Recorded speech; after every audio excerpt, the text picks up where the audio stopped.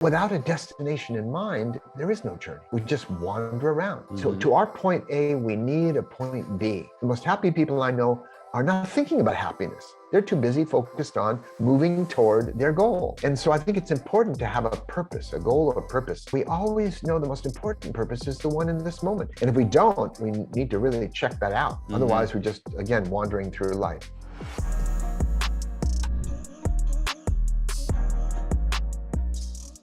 Did you have any doubts in the back of your mind about your leg? Well, not really, because they placed a metal pin all the way down the femur, the length of my thigh bone, to hold it together while it was healing. So I didn't need a cast, but I was on crutches and then a cane, walking pretty funny, kind of crooked. My leg was shorter than the other. It was externally rotated somewhat. So it was a challenge coming back. But a year later, they took the pin out. And the doctor said, well, it's going to either hold together or break. So you can just check it out and test it. And so then I started training gradually, putting more weight on it over time, doing weights and working a lot of upper body strength, which is what I could do. And by the time we went to the nationals, I was, my body was back as well as it could be. And so, but doubts are always there. You never know one performance to the next, what's going to happen. But I'd always had a pattern. Oddly enough, I was never very competitive. I wasn't like a track runner or boxer in the sense of competing head on head with anybody else. To me, gymnastics was a performance art. So it was always like an actor being on stage and doing a performance. And if I did well, I was happy. And if I didn't, the numbers didn't matter to me. So it was just a matter of, this is it. This is the chance. This is the comeback. And I was chosen as senior athlete of the year in a really field of very good athletes at UC Berkeley, including Craig Morton. Maybe you remember him, the quarterback, I think for Denver. He went in the NFL afterward. But there were some really great athletes, and they selected me, mostly sympathy points, I think, because I'd come back from a serious injury to help the team win the nationals. Well, I don't know that that's sympathy so much as people like to be inspired. Yeah, maybe give yourself a little more credit than sympathy, right? Yeah, that might have been it. I was able to exhibit some achievement, but I realized that achievement isn't enough in everyday life. However, it is something. I don't want to discount it, because each of us is a hardwired goal seeker. In the Peaceful Warrior movie, you may remember this scene if you saw the movie, Jeff. There's a scene where Socrates and Dan hike up this big hill, and the character, Dan, playing me, as a young man, he has this revelation. He says, Sock, I just realized it's the journey that makes us happy, not just the destination. And there's some wisdom in that, that revelation. It was a nice thing to share to the movie audience. But without a destination in mind, there is no journey. We just wander around. So to our point A, we need a point B. The happiest people I know of, the most successful people, and I define success as making progress toward a meaningful goal. The most happy people I know are not thinking about happiness. They're too busy focused on moving toward their goal. And so I think it's important to have a purpose, a goal or a purpose in each moment. We may not know our cosmic purpose, though I've written some books, a number of books about life purpose. But still, we always know the most important purpose is the one in this moment. Like I know my purpose right in this moment, sharing with you, and you know your purpose. We always know our purpose in each moment. And if we don't, we need to really check that out. Otherwise, we're just, again, wandering through life. So having a purpose and a goal, I think, is a very healthy thing for most people. As I mentioned right before we hit record, I just got out of my car on the way to my office. And I was listening to the soothing sounds of Mr. Dan Millman reading The Way of the Peaceful Warrior. So I'm in a very good headspace. I've been hearing modern Socratic dialogue with your famous gas station attendants, and it's pretty epic. So and I suspect, knowing my audience, I'm going to venture that a decent chunk has read the book, and perhaps others. So I would love it. If you could maybe walk us into that story. Is that a fair starting point? It's a great starting point. In fact, let me first share how I came up with the term peaceful warrior. To most people who haven't come across it, it sounds like a contradiction in terms. How can you be peaceful and a warrior? I was actually teaching a martial arts course at Oberlin College, where I was on the faculty in the mid 70s, actually. And I was going to teach a course centered around Aikido and Tai Chi, two martial arts, and I was going to call it, understandably, the way of the warrior. But that didn't quite seem to fit because they're more internal arts, they're more defensive, receptive arts. So I had a light bulb moment and I went, hey, why don't I call it the way of the peaceful warrior, to kind of modify that term of warrior and broaden it into everyday life. And that's where I came up with the term. And 14 years later or so, that's when I wrote the book, I decided that would be an interesting title. But I've had a chance over the decades passing to think more deeply about what this term means. And it actually applies to all of us, because every single one of us is seeking to live with a more peaceful heart, a sense of serenity, equanimity amidst the changes of everyday life and the daily news. So we can relate to that aspect, but also there are times in our lives we need a warrior's spirit, not just about fighting, except for those inner demons such as fear, self-doubt, insecurity, and so on. But it's really about rolling up our sleeves, standing up tall inside of ourselves, and marching into life and doing what we need to do in our everyday life. In fact, a man came up to me, Jeff, after a talk I gave many years ago and said, Dan, I just read Way of the Peaceful Warrior. Now I'm really excited about doing spiritual practices, but how can I find the time? I have a wife and 3 children, a full-time job. And he came to understand that his wife, his children, his full-time work were his primary forms of spiritual practice. And they will demand more and develop us more than sitting in a cave and meditating. I know this because I've done both. So I view everyone as a peaceful warrior in training, which is, and male or female, I mean, it makes no difference, whatever, however we identify, it's human beings are peaceful warriors in training in the school of daily life, a form of spiritual weight training, if you will. And if you don't lift any weights, you don't get any stronger. Yeah, when I think of a peaceful warrior, I think this probably is hearkening to some of the wrong sources, but I think it was what Teddy Roosevelt said about diplomacy, about walking softly but carrying a big stick.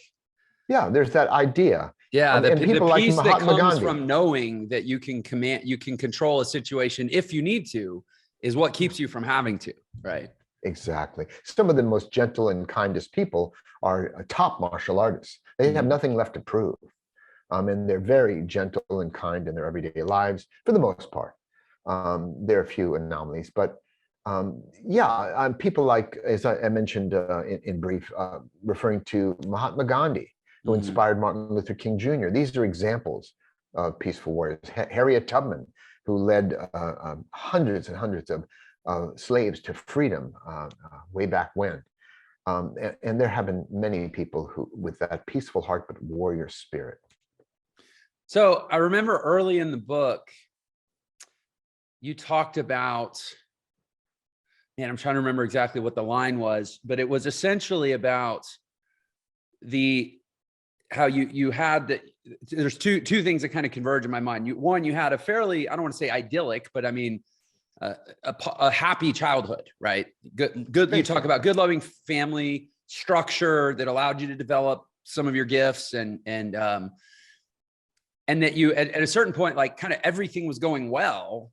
And I think it was your junior year, you said this like darkness kind of started to creep in that didn't seem necessary. Like you didn't have any obvious demons to wrestle with. So it's like, why was a demon showing up to wrestle, right? When you weren't asking for a fight. And then I think about the way you present sort of the Socratic insight. And for those of you, if you haven't read the book, Socrates is the character in the book. We're not talking about the Socrates. But it was about how essentially to kind of arrive at this place, this peaceful warrior place, you basically have to go through the gauntlet. You have to go through some hell, go through some crap And it's almost like the way I connected that was it's almost like you were at a place in your life where there wasn't enough going wrong, so to speak, or enough challenge to force you to continue growing. But knowing that on the other side of such challenges is this peaceful warrior place, it's almost like it felt like you almost kind of created it for yourself. Does that sound on target at all? It does. Not consciously that I created it for myself, but life has a way of, there's a saying, God comforts the disturbed and disturbs the comfortable. We all find something. And when people say I had a happy childhood, they're summarizing some broad, glistening, glittering kind of reflection. We all have challenges in everyday life. I was small in stature, which was great for gymnastics, not so good for basketball. And I was the youngest kid in my class, and I probably spoke too much, a lifelong habit, which attracted the attention of some bullies. Guilty here too.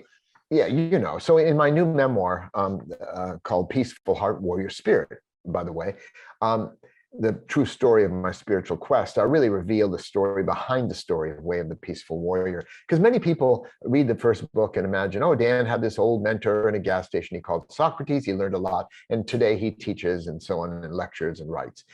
Actually, there was a 20-year intensive period of preparation and initiation that I described in the new book. And with 4 primary mentors. We've all had mentors and role models in our lives. We remember a couple of teachers from our past who demanded the best of us and really got us, that sort of thing. So we've all had mentors, but these were 4 really heavy hitters who influenced my life and work. So I had a chance to acknowledge them in the new book. So yeah, we all have our challenges. And one of the themes ongoing in the book is that we all meet adversity. Everyone's experienced physical, emotional, mental pain in their life at one time or the other. But if we look back on those times, a special challenge, we probably know that we're a little bit wiser, maybe a little stronger for having gone through that.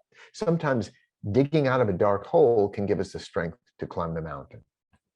So I feel like that sort of aligns into my opening question about walking us into the book. You said there was a 20-year period that was the crucible that was, I guess, the requirement to be able to arrive at the place where you could create that, really impactful book that's helped so many people. Can you sort of steer us through those 20 years and maybe disabuse anyone that thinks that your life has been all unicorns and rainbows? Well, I do mention one true event, but also an archetypal or metaphorical event in the sense that I did shatter my right leg in a motorcycle crash. And that was an obvious sense of adversity and disruption in my life. For anybody that doesn't know, you were a world-class gymnast at the time who was competing on an international stage, bringing home gold medals, representing your country. So it's a pretty big deal when you shattered your leg. Right. It did. It was pretty disappointing at the time. Yeah. And you referred actually to a time when things were going well. And what was represented by that demon, that inner demons that I describe in my first book, was really a metaphor for a sense of disillusion. Regarding the theme of your show, reaching your full potential and so on. I remember a quote by Ram Dass, and I actually got this quote into the movie, the adaptation of my first book with Nick Nolte. That was playing the old gas station attendant I called Socrates. And Ram Dass used to say that when we don't get what we want, we suffer. In the sense we suffer dissatisfaction, disappointment. When we get what we really don't want, we also suffer. But even if we get exactly what we want, over time, we still suffer because we get attached to everything going well. We don't want things to change, but they do. Like, life comes at us in waves of change. We can't predict or control. All we can do is learn to surf. And so he was talking about that fundamental sense of what the Buddha called suffering, but really it's a sense of attachment, clinging, or dissatisfaction. And that is what I kind of described in the first book. what I faced, because yeah, I'd been a champion athlete, I had a girlfriend, I was in college, life was going pretty well on the surface, but I had that inner darkness. Like, what is life really about? How do I live well? Where's the meaning? And that's what I describe, that approach that old man Socrates, representing my teacher, what he led me to, and the revelations that followed. So can you give just kind of a very light chronology? So college, life is good, accolades, superlative existence. When did the motorcycle accident happen? Well, it actually happened before I met the old character I describe in the gas Right. station. The chronology I changed in the book. Okay. And I was at the peak condition. I had just appeared as a stunt man in a movie, a forgettable Tony Curtis movie from way back, called Don't Make Waves. And so life was just really going well. I was about to fly to the World Championships. And this is when I was going back to UC Berkeley for my senior year. So this was going to be the culmination. And then I was heading home after visiting my sister, and a car turned in front of me. I shattered my leg. And so I didn't know if I'd ever do gymnastics again. All that energy and all that direction and focus and goals were boom, just came to a stop. And again, as one of my former mentors said, sometimes you get the elevator and sometimes you get the shaft. And that's what happened to me at that moment. But I just was focused on coming back. I knew I really disappointed my coach, my teammates. And I said, if there's any way I can come back, I'm going to. And there's a longer story. I tell it in the book, and especially in the memoir, which makes it all, Way of the Peaceful Warrior blended autobiography with fictional elements, right, for the sake of story and teaching. And the new book, Peaceful Heart Warrior Spirit, now that is completely true, as well as memory can serve. I checked it with friends and family. So the chronology was, and then I seemed to live a charmed life even then, because once I graduated from college, after I recovered from that shattered leg, and it took me about a year, and we won the team championships, the NCAA championships, for the first time for Cal. And it was really a victory story. I was the last up, and I competed and did my dismount. When I stuck my dismount off the high bar, I knew in that moment, that instant, that we just won the nationals. It was all riding on my performance. So it was a great way to retire from competitive gymnastics, after which there's more to the story, but I fell into the coaching job at Stanford University. At 22 years of age, I was the head coach at Stanford. And that was for 4 years. I trained the top US Olympian and so on. So life still seemed to be going on the surface very well. But I was also married very young. We had a young daughter, and the relationship just didn't click. I'm amazed we lasted 8 years. And there's, again, more to every story. But so that was a shadow. All these good things were happening. But if one's relationship isn't going well, it casts a shadow over one's life. And from there, I ended up going to Oberlin College. I got offered a professorship based on my past career in physical education, and that led to many other things. After I studied for a period of about a decade with a man I called the professor and another I called the guru, spent about 8 years in his community. That's when I was prepared finally to share everything I'd learned to that point in time in Way of the Peaceful Warrior. And it was only later that I met 2 other mentors in the next 10 years, called the Warrior Priest and then the Sage, and who brought me back to earth in a very fundamental way. And so those 4 mentors really describe radically different approaches to what we call the spiritual search, the quest, the search for our potential, and even transcendence. So that is kind of in a nutshell. Okay. No, thank you. That's helpful. Hey, sorry for the interruption. I just wanted to let you know you can get a free copy of my book, The Millionaire Shortcut, which shows you the fastest way to become a millionaire in the new economy. And there's a special link just for this episode in the description. So thanks for tuning in, and I hope you enjoy the rest of the episode. So I'm curious, what you went to Oberlin, you're coaching. At that point, you're at sort of a place in your life that sounds like you could have, I guess for lack of a better term, settled into a normal life, right? You're a coach, you have a Yes. stable job, you have respect. Like a lot of your Maslow's hierarchical needs are basically being met. Like, Right. and yet you ended up going on this spiritual sort of journey quest with these gurus and digging deep. Like why wasn't it enough? Why this need to peel back layers of life when it was a life that could have / potentially should have been pretty fulfilling, at least superficially? What a great question. It's one of the best questions I've been asked, I think. And it's highly relevant for anybody. And in my case, I mean, many people, look, there are we live in two worlds: the conventional world, where appropriately we spend about 99% of our time and attention functioning in everyday life, doing what we need to, jobs, education, children, whatever. But there's also that element of the transcendent. And that's what people take up religion for, or spiritual practice, rising above the bigger picture. It's like we spend a lot of our time down in the weeds at the base of a mountain, but suddenly maybe somebody, for whatever reason, finds himself on the peak of the mountain, that archetypal moment, the mountain peak. And they look at a panoramic view that's beautiful because everything looks better in the distance. So we're looking at a panoramic view. That's the transcendent, rising above, this sense of freedom, awakening, liberation. It's been described as many things. And that's what I wanted. Yeah. Because I was disillusioned with one success, because each one made me happy for a few minutes, maybe a few hours. But then it was like, what's next? And so I wanted to ask, where is there such a thing as stable fulfillment, a sense of real peace? When is enough? Yeah. And so even though I was achieving and doing these various things, I could have stayed at Stanford. I left on my own accord. I left Oberlin after being a college professor, very comfortable situation. Mm-hmm. But I just continued to explore. The center of my life was the spiritual quest. In fact, when I was young, maybe some of your listeners will relate to this.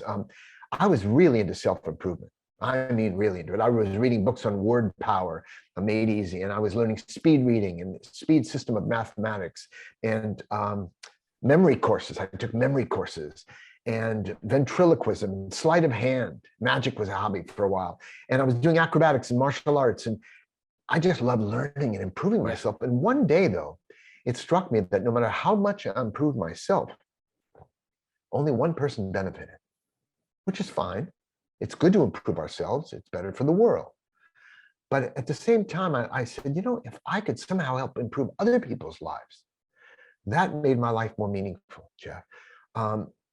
And that's what I've been striving to do ever since, finding the right leverage where I could impact and influence other people. Not everyone is called to be like a teacher or a speaker. And that's fine, but I was. And I think that's what drew me, and that's what guided me and allowed me my commitment to sharing what I learned with other people. Yeah. That's what excited me and led me to these 4 mentors I described in the new book.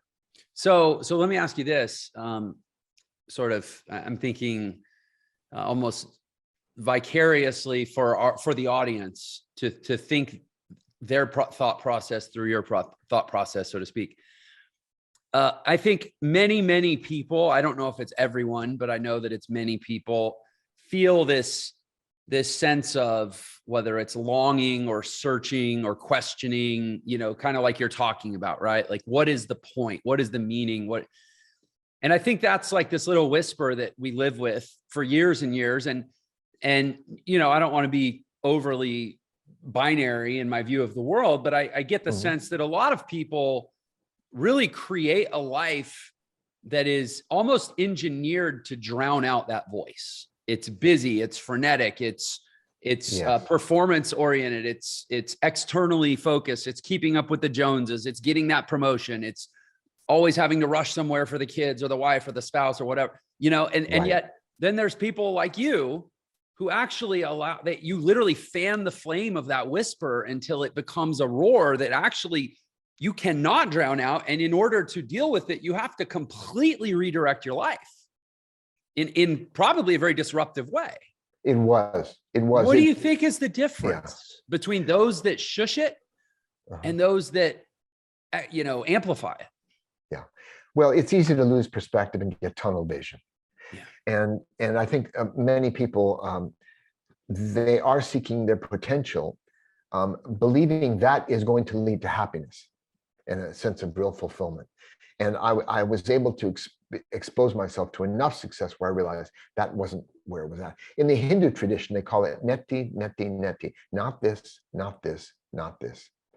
And so I wanted to, seeking meaning is very tricky because I believe human beings are creators of meaning. We make up our meanings. Each individual finds different things meaningful, and that's what they ought to pursue. I like the focusing on purpose rather than meaning, because I no longer believe all we want is happiness, like a gleeful feeling or giddy smile. I think what we really want is a sense of meaning, purpose, connection with other people, with ourselves, maybe even with the transcendent. And so while we're doing things appropriately to succeed and achieve in our chosen fields and so on, which I think is a valuable pursuit, we also need that larger sense of, okay, if I got everything I wanted, what might I still want? And what can lead to that sense of peace, that sense of inner peace and fulfillment. And one of the things I recommend, and maybe this is a nice place to draw to a close, is I highly recommend that we stop comparing ourselves to other people. Because as soon as we compare ourselves to someone else in any field, we're either going to feel superior or inferior. And it's a profound disrespect for our own process. A quick example, when I was coaching and teaching physical education and gymnastics at Stanford and Oberlin, I found that some people learned, let's say, a skill, a somersault, faster than other people. But those who took longer to learn it often learned it better than those who learned it faster. So each of us needs to respect our own way of learning and our own way of living, and stop the social media thing where everyone's showing their best side. Look at me at Cabo or on vacation, and look at all the friends I have around me, and people are always showing their best side, and other young people get depressed because everyone else seems to be having a better time. We're all seeking what we call the good life, but we can't make it this compulsive. Like even people in the spiritual practices, well, I'm meditating better than those other people, or I'm more spiritual, and all these odd things. We're still comparing ourselves. And somebody once said, I cannot write a book commensurate to Shakespeare, but I can write a book by me. And you've written a book by you, right, Jeff? Mm-hmm.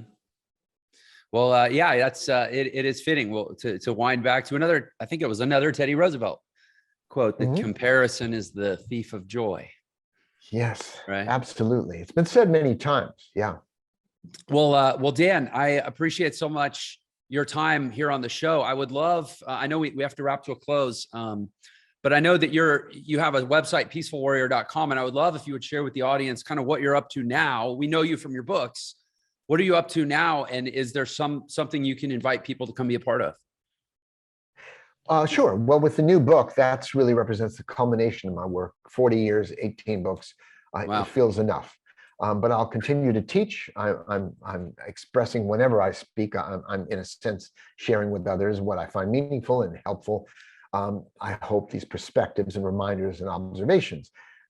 So I'll continue to do that. Peacefulwarrior.com is a really good place to visit if people are curious about my work. Right on the splash page, there's a life purpose calculator. It's free. You can just put in your date of birth, and you might see some interesting information. And my books and audio programs, online courses, and all that are also listed at the website, peacefulwarrior.com. Peacefulwarrior.com. And so 18 books, are you declaring that's enough? Yeah, I think right now that really feels like it's a culminating work. And so I can rest. One almost killed me. So I have incredible respect for 18. If you loved that episode, then you're definitely going to love this one. Check it out. There is a thread, a red thread that runs through your life that is the common theme of everything in your life. And so catching that thread gives you access to your emotional source code. And your emotional source code is what fires you